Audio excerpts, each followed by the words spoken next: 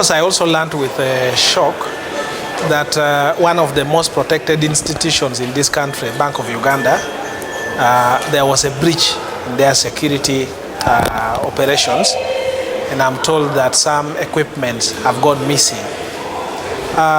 Without prejudice to the investigations that are going on, it can point out to probably a broader issue happening within Bank of Uganda. You'll recall that there were some payments that were made through Bank of Uganda which were supposed to pay some loans, but it went to some other strange accounts. And there have been investigations going on. So I'm reasonably suspicious that it's possible that people who may want to frustrate such an investigation, maybe the investigating wing have zeroed on some people and there are evidences on computers, because it's quite strange that from what I learned is just that the computers are the ones that were taken. Some laptops, they might be containing vital evidence. But the timing is also bad because the spotlight is on the Bank of Uganda. We saw the governor made a very strong submission regarding the protection of sovereignty bill, and there is a tendency to intimidate independent-minded public officials in this country, sometimes through withdrawal of security provided to them, sometimes through withdrawal of facilitation, and harassment generally. So I hope that the governor is not being harassed indirectly. It is not only him, his deputy was here, he supported the position. I think there was also a supervisor at Bank of Uganda. So the whole top management team of Bank of Uganda was here at Parliament and they disagreed with the bill. I hope they are not being intimidated. Surprised that it can still happen. I remember some time back we made a report in Kosase advising Bank of Uganda on the security measures they are supposed to undertake to secure their premises. I'm surprised that in the year 2026, somebody can tell the country that Bank of Uganda has been invaded by a group of thugs, not even cyber crime or cyber theft, but that people went away with computers, physical computers from Bank of Uganda. It's embarrassing, it's a shame. Bank of Uganda came and gave his views on the sovereignty bill independently. That's when they plotted over a scheme that the bank has been attacked. We are all saying, majority of us, we don't think that there can be any smaller group of people, bigger group of people that can attack a Bank of Uganda with all its security. So I think that it is a scheme maybe to relieve the governor of his duties, but also having come to the Committee of Parliament and gave his views independently. The regime or the state expected the bank to come and support the illegal bill, which he never did, because those professionals usually come out and discuss issues professionally without any influence. So if they want to punish the governor of Bank of Uganda indirectly, purporting that the facility which governs was attacked, all valuable items were stolen from the facility, then we should pray for this country. The governor gave in what he had as a professional, not as a support of NRM regime, as the executive or NRM people wanted him to do. Because I understand by now, the governor should be aware that his job is going. He never spoke in the interest of the regime. He spoke professionally. And we should respect people who come to Parliament and speak professionally. That's my take. I'll give you quickly. Yes, sir. Yes, how are you, sir? Fine, thank you. Actually, when you hear that the Bank of Uganda has lost computers to robbers, they are not stealing computers for sale. Because if they wanted computers for sale, universities and secondary schools have computers. Laptops are everywhere. People are moving with the laptops. They would steal those ones. But now that means they are stealing information for a certain purpose. Ill motive. Of course, they are stealing information. Maybe to hide some information. Maybe people working in Bank of Uganda have made some mistakes. Maybe there is a fraud they want to cover up, or even people, the enemies of Uganda, are stealing those laptops to disorganize Bank of Uganda. So in short, they have not stolen laptops per se, they have stolen information. So, what? Of course, the management of Bank of Uganda, the leadership of Bank of Uganda should check the people they are working with. It means they have they have a section of people they are working with who actually have ill motives.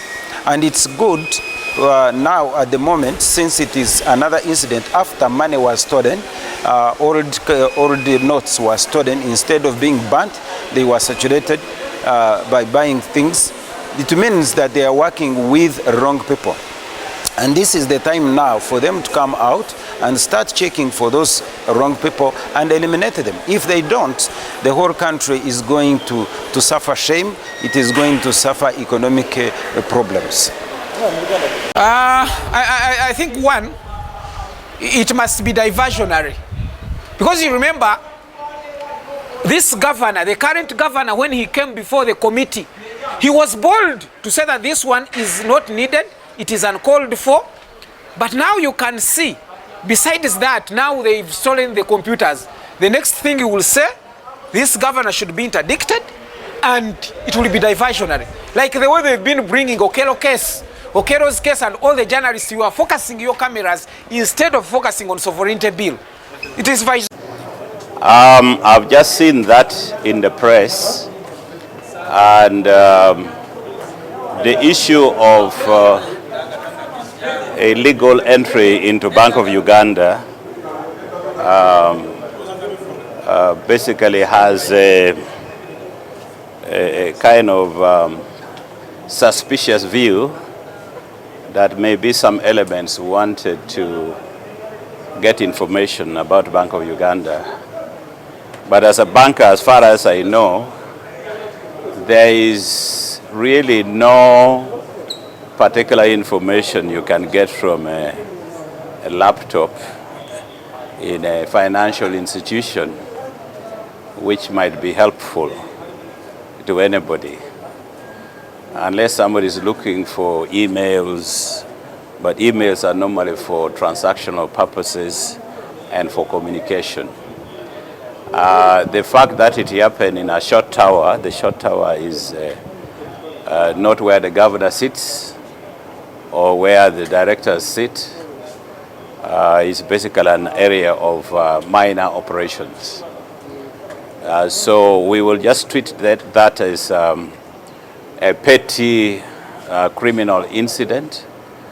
I know some people are trying to relate it to the sovereignty bill, especially the position which the governor took relating to the protection of our reserves.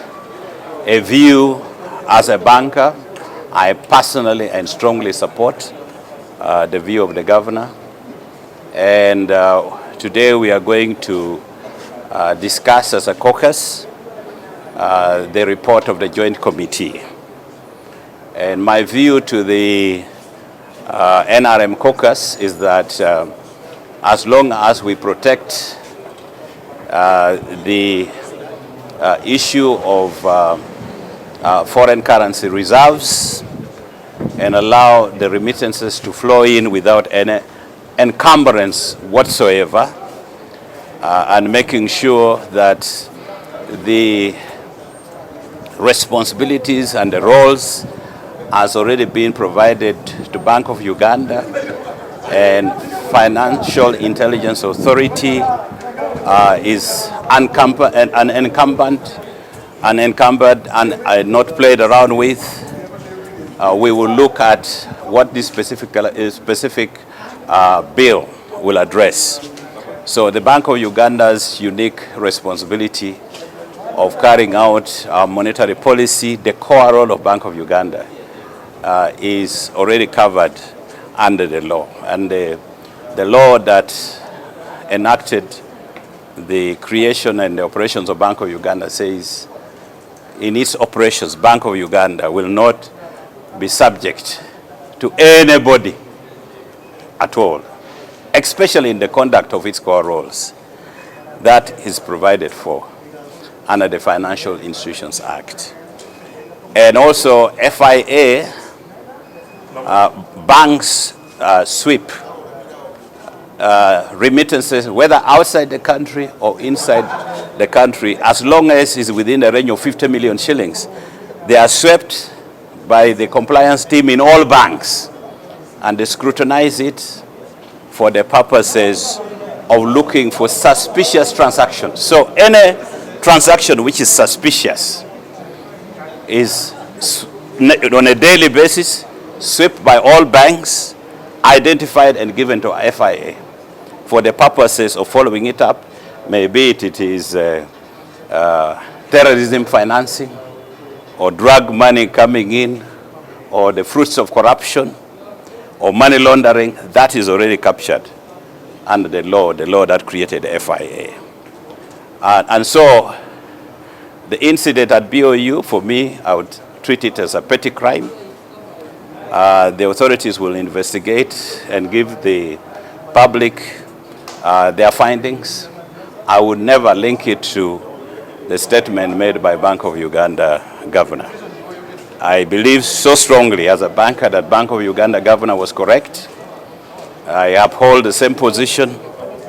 And what is important is that we must preserve our foreign currency reserves. Without it, there is no sovereignty.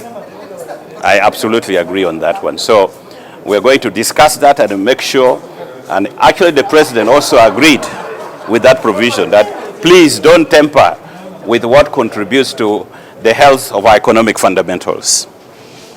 Some of the, I would call it the drafters, were either overzealous or did not understand the instructions of the president.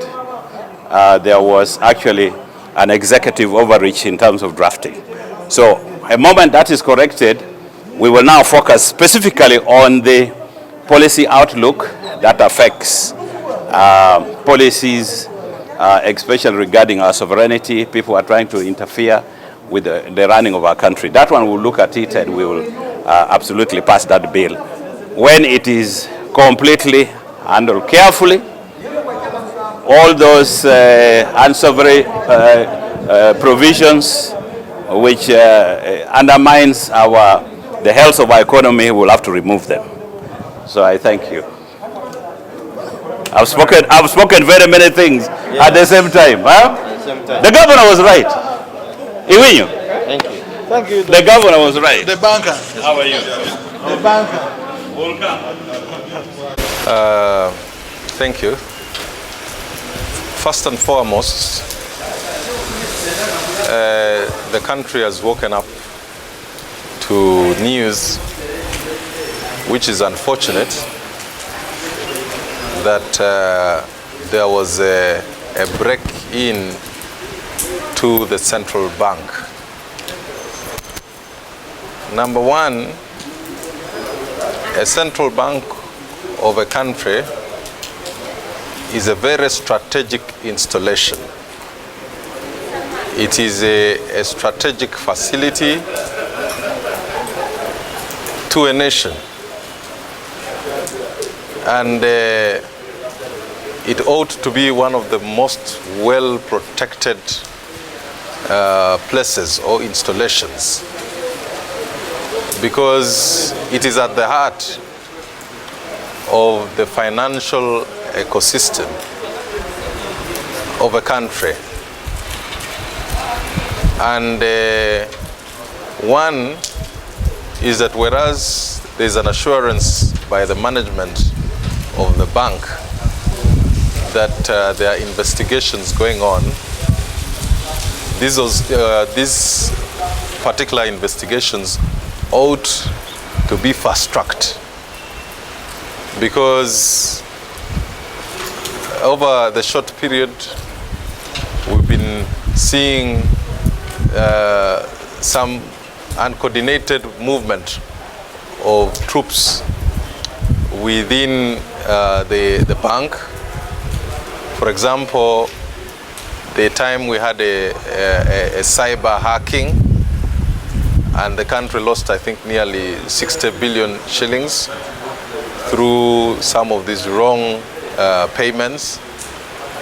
And the fact that this theft targeted laptops, which ideally is an important item in cyber transactions or storing electronic information of the bank. We are not sure how much information has been lost.